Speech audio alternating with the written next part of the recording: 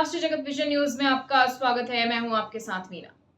आधी रात को भारतीय सेना ने पाकिस्तान के अंदर घुसकर बड़ी कार्रवाई को अंजाम दिया है।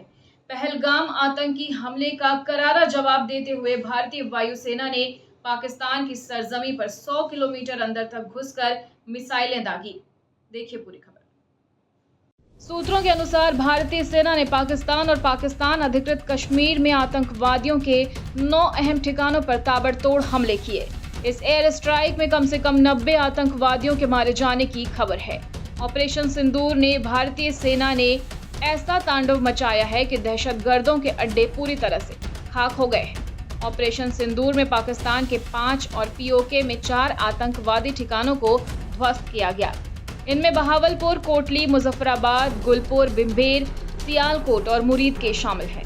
खासतौर पर मुरीदके में लश्कर तैयबा के आतंकी ट्रेनिंग कैंप, मरकज तैयबा और बहावलपुर में जैश मोहम्मद के गढ़ जश सुभान अल्लाह को निशाना बनाया गया। 26/11 हमलों के आतंकियों ने मरकज तैयबा में ही ट्रेनिंग ली थी। ये ठिकाने अब पूरी तरह से तबाह हो चुके हैं। इस ऑपरेशन को भारतीय सेना की रणनीतिक और तकनीकी कुशलता का प्रतीक माना जा रहा है, जिसने बता दिया है कि भारत अपनी संप्रभुता और नागरिकों की सुरक्षा के लिए दुश्मन के घर में घुसकर भी कार्रवाई कर सकता है। आराम से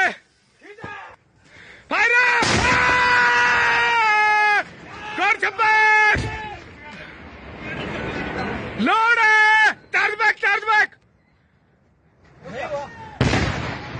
फायर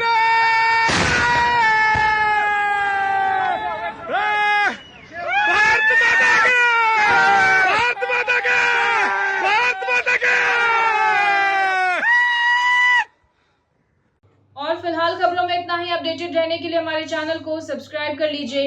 नई खबरों के नोटिफिकेशन के लिए बेल आइकन जरूर दबाइए। नमस्कार।